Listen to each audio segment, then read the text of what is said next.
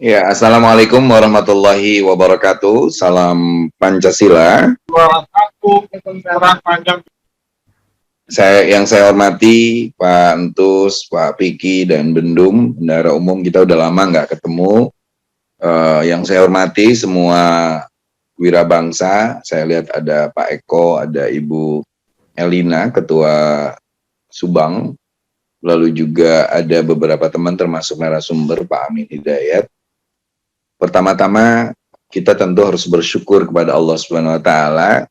Pandemi hari ini sudah melandai dan Presiden Jokowi menjadi kepala negara yang bisa berhasil menjadikan Indonesia sebagai negara nomor 1 dalam penanganan COVID-19. Ini perlu menjadi apresiasi bagi kita karena kita, Kerabat Indonesia Tanah Air, dari awal mendukung pola-pola pemerintah, baik dari penanganan vaksin Sinovac, mendukung terus prokes, dan juga penerapan PPKM dan lain sebagainya. Jadi di tengah banyak orang yang meragukan apa yang dilakukan oleh pemerintah, alhamdulillah kita dianggap sebagai garda terdepan yang terus mendukung pemerintah dalam penanganan COVID-19. Yang kedua, tentu saya sebagai ketua minta maaf karena ada beberapa momen penting yang kita lewat sehubungan dengan aktivitas yang lumayan menguras tenaga dan juga waktu. Saya di Badan Kajian MPR RI, hampir tiap minggu saya harus keluar daerah untuk bertemu teman-teman guru-guru besar hukum dan ketatanegaraan, baik itu di Undip Semarang, lalu juga di Universitas Pajajaran di Bandung, UNS di Solo, teman-teman UGM di Jogja, lalu juga teman-teman Airlangga, dan hampir begitu banyak untuk mendiskusikan pokok-pokok haluan negara. Dan mungkin ini akan menjadi diskusi kita di Rabu depan, Pak Antus, bagaimana apakah Indonesia masih memerlukan PPHN, pokok-pokok haluan negara. Dulu pernah kita punya GBHN, lalu kita punya RPJMN, dan lain sebagainya.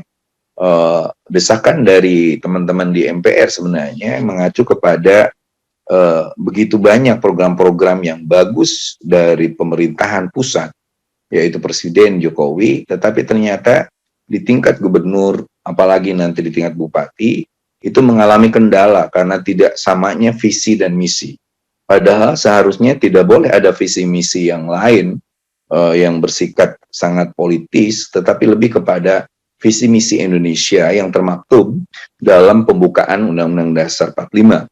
Kita tahu bahwa Undang-Undang Dasar bisa diamandemen, tapi pembukaan Undang-Undang Dasar 45 yang mengandung visi misi Indonesia itu tidak boleh diubah. Seperti itu. Makanya kita nggak kelewatan Hari Sumpah Pemuda, kita kelewatan juga beberapa momen penting, tetapi saya juga mendengar beberapa teman agak sedikit sakit, termasuk Pantus, Bu Bendum juga. Nah, kita doakan mudah-mudahan sehat kembali. Yang kayaknya sehat terus tuh Pak Eko, keliling terus, ngopi, dan lain sebagainya. Nah, jadi dalam salah satu WA saya, kita pernah melakukan upaya, ini poin ketiganya Pantus, ingin melakukan upaya restrukturisasi kita, di mana ada beberapa teman yang sebenarnya sangat-sangat produktif. Kita lihat kalau di tingkat senior, kita masih melihat ada Mas Piki, ada Pak Entus, ada juga yang lain yang masih terus bergerak seperti itu. Nah, tapi teman-teman daerah menginginkan itu ada upaya kita misalnya merapihkan. Nah, makanya nanti kita mungkin mohon Bu Bendum kalau sudah bisa aktif kembali setelah nyari duit yang banyaknya minta ampun itu. Nah, nanti tolong dengan Pak Eko kembali keliling Pak Eko tentang Jawa Barat, Jawa Tengah, Jogja dan sebagainya, karena saya diskusi dengan Pak Husni misalnya. Di Jawa Barat kita banyak tokoh-tokoh di Wirabangsa ini, ada Pak Adlan Dai, Teh Neng dari Purwakarta, ada juga Mas dari Cianjur itu, dan lain sebagainya. Nah, kita lihat Jawa Barat masih terwakili, untungnya ada Elina di Subang yang terus bergerak di acara-acara termasuk di vaksin dan lain sebagainya. Poin keempatnya,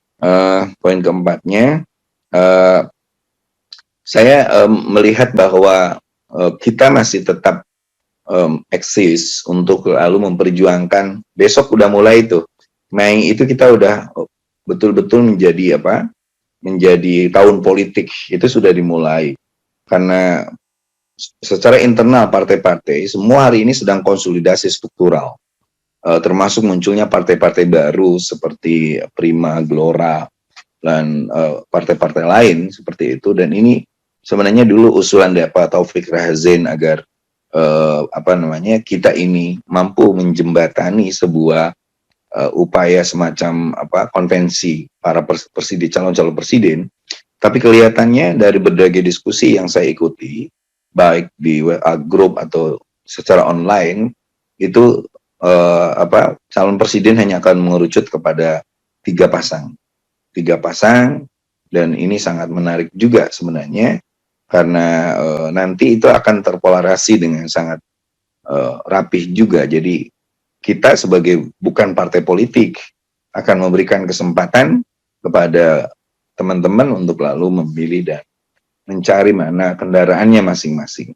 Itu saya tetap Partai Kebangkitan Bangsa, Pak Amin ke PKB, Pak Eko dan Pak Husni tetap PDIP. Mungkin nanti Pak Eko yang PDIP tapi mendukung Anies, nah itu wallahu alam kan, itu variannya seperti itu. Nah, Mas Piki masih netral dan lain sebagainya. Pantus mungkin nanti udah mulai sibuk di Sukabumi dukung Pak Jaki. Nah, seperti itu. Tetapi paling tidak dialog-dialog kita nanti akan harus mulai melebar untuk lalu tampil di ruang-ruang publik seperti itu. Nah, kita pun alhamdulillah mendapatkan kepercayaan. Nama kita kemarin saya diskusi dengan Menteri Sosial di rumah dan dia bertanya tentang gerakan kita ini untuk membantu pemerintah di bidang pengamanan dan sebagainya. Nah, kita punya Pak Agusman juga. Kita harus nengok ke sana, Mas Eko, Mas Piki, ke tempatnya Pak Agusman.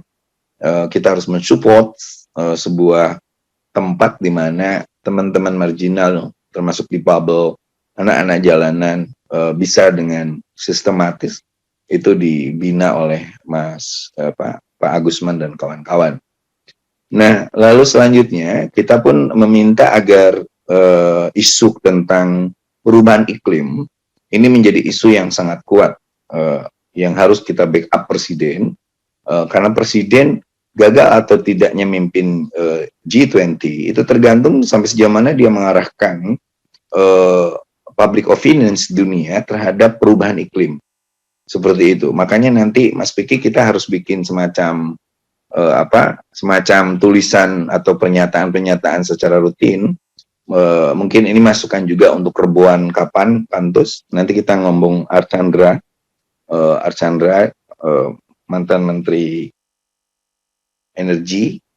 Nanti Pak Archandra akan membahas itu dari semua sisi. Jadi kita bisa juga sebenarnya bikin kayak kuliah lingkungan yang diberikan oleh kita. Karena salah satu amanat dari G20 yang nanti akan dipertaruhkan atas kepemimpinan Jokowi adalah tentang isu tentang perubahan iklim. Nah, yang terakhir, ini berkaitan dengan tema itu aja, nanti silakan Mas Piki, Pak Amin, atau semua mengelaborasi pahlawan. Kita tahu ada pernyataan yang menarik bahwa sejarah itu ditulis oleh pemenang, maka pahlawan pun kadang-kadang muncul dari dia atas memenangkan apa gitu. Kita tahu dulu yang namanya Sanana Gusmao itu kan pengkhianat banget gitu ya, dikejar-kejar TNI, pas Timor-Timornya lepas dia malah jadi pimpinan nomor 1 gitu di Timor-Timornya. Nah, paling tidak kalau saya mengacu kepada istilah bahasa Arab tentang arti kemerdekaan, kita mengenal 2 tuh. Pertama al-hurriyah, yang kedua istiqlal. Ada pernyataan Sayyidina Ali karramallahu wajhah, la asmanu minal khurriyah wala akramu minal qiyam bil wajibah. Tidak ada yang lebih berharga daripada sebuah kemerdekaan, dan tidak ada yang lebih mulia daripada kita mengisi kemerdekaan itu. Makanya istilah Soekarno, kemerdekaan itu bukan berarti kita selesai, tetapi itu jembatan emas menuju tujuan-tujuan kemerdekaan seperti yang termaktub di pembukaan Undang-Undang Dasar 45. Seperti itu. Makanya kita bersyukur dengan munculnya pahlawan-pahlawan itu, seperti itu. Dan kita tahu bahwa nanti pahlawan akan berubah sesuai zamannya. Saya nge-tweet hari ini tentang pentingnya kita membutuhkan pahlawan-pahlawan di bidang lingkungan, pahlawan-pahlawan di bidang pendaya gunaan. Misalnya kita mau menempatkan di mana Elon Musk yang dia terus mengelaborasi sebuah kuantum fisika yang menguasai dunia angkasa, sehingga dia hari ini terkenal karena dua hal, karena dia mobil listrik, ya. Yang kedua karena ada wisata ke luar angkasa. Nah, pahlawan-pahlawan tidak hanya dipikirkan bahwa dia menjadi orang yang begitu heroik dan lain sebagainya, karena kita akan melihat pahlawan itu dia mewariskan apa, inspirasi apa, legasi apa, seperti itu. Sehingga kita menginginkan ada legasi yang sangat kuat dari pahlawan-pahlawan itu. Misalnya kalau kita mengacu kepada peristiwa di Ponorogo misalnya, hari ini udah mulai muncul semacam antitesa dari di Ponorogo. Apakah di Ponorogo itu pahlawan atau enggak gitu ya. Nah, termasuk juga kalau kita lihat pahlawan-pahlawan yang di dalam tanda kutip akhirnya dia mati terbunuh di negaranya sendiri. Nah, kita tahu pertentangan antara Soekarno gitu dengan Natsir, akhirnya mereka bertengkar, termasuk dengan Bung Hatta, termasuk juga kalau dalam BPUPKI itu kita tahu bahwa mereka bertarung juga gitu. Dan banyak sekali pahlawan yang memerdekakan negara ini termasuk mati.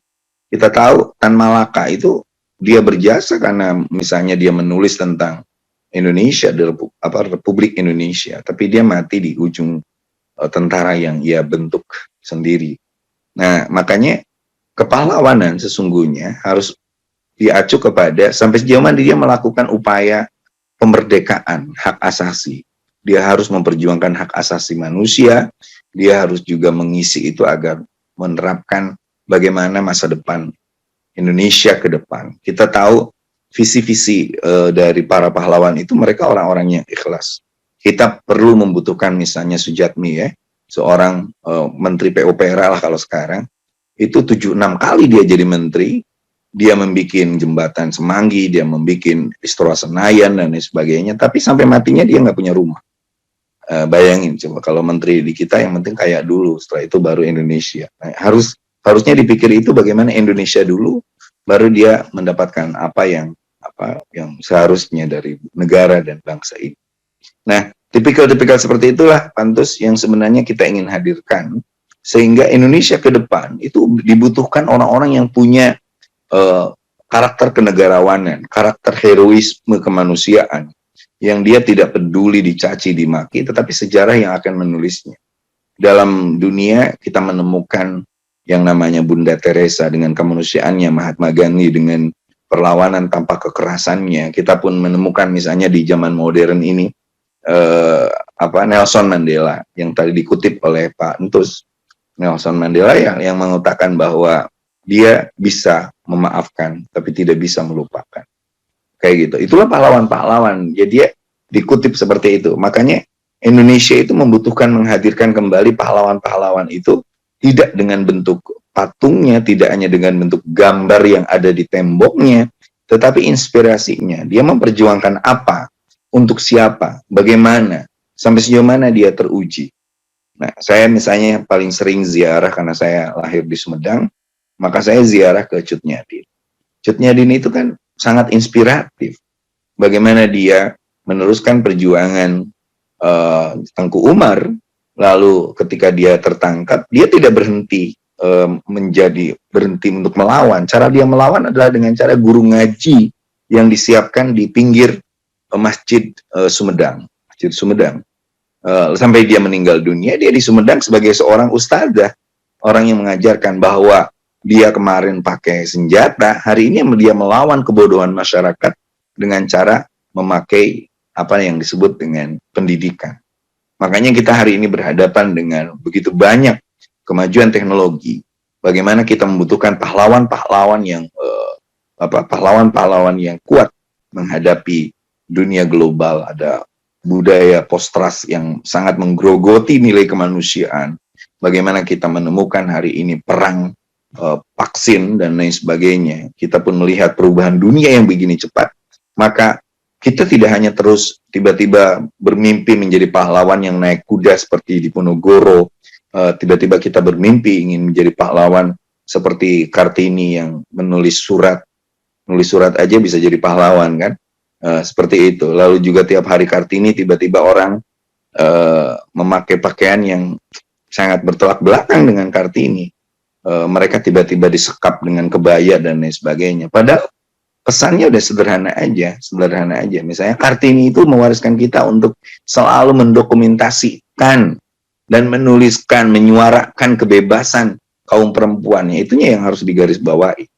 Bahwa di Ponorogo itu selalu berani untuk menyerukan heroisme sehingga dia mengutus Sentot Alibasa dan lain sebagainya, sehingga di daerah-daerah aura perlawanannya itu tinggi. Seperti itu.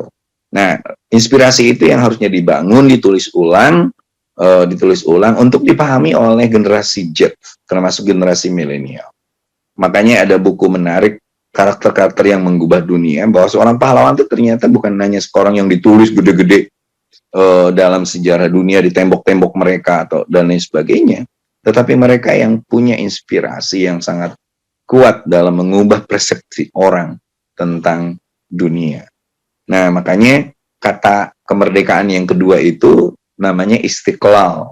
Istiqlal yang dijadikan nama masjid negara kita yang dibikin oleh seorang arsitek Katolik namanya Silaban.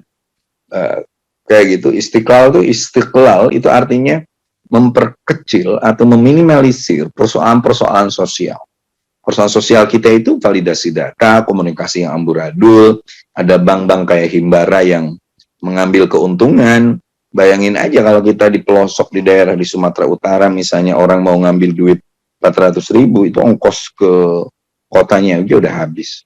Jadi begitu banyak sebenarnya rente kelompok-kelompok mafia, rente-rente yang menggunakan program-program bansos dan sebagainya untuk menindas rakyat. Seperti itu. Nah, kita termasuk juga kita tahu ada yang dagang VCR, ada yang mencoba mempermainkan banyak hal, sementara kita terus mendengungkan tentang pentingnya kesehatan.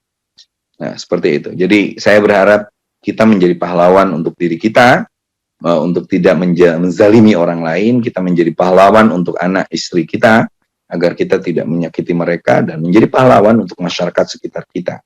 Kata Rasulullah, menyingkirkan duri, imatatul ada anitorik, menyingkirkan duri yang kemungkinan diinjak orang lain, itu sudah tindakan heroisme yang dicatat dalam sejarah kemanusiaan. Jadi tidak perlu berpikir seperti Napoleon Bonaparte atau Hitler dan lain sebagainya, atau mereka walaupun heroik tapi tidak jadi pahlawan juga kan, seperti itu. Atau ada orang yang kayak Mustafa Kemal Atatürk, saya datang ke makamnya, itu teman-teman sebelah kan selalu bilang bau bangkai dan lain sebagainya. Padahal yang kita ambil dari Mustafa Kemal Atatürk itu adalah soal bagaimana Turki ingin lepas dari utopisme tentang khilafah dan muncul menjadi negara modern. Itu aja. Jadi kita tuh harus mulai untuk menuliskan kembali inspirasi apa dari seorang yang disebut dengan pahlawan. Itu ada kata kuncinya Pantus, Mas Piki, Mas Amin, dan semua yang hadir. Selamat Hari Pahlawan. Dan saya mengucapkan Rahajeng Galungan dan Kuningan bagi saudara kita yang beragama Hindu. Om Swastiastu, Namo Buddhaya, salam kebajikan. Assalamualaikum warahmatullahi wabarakatuh.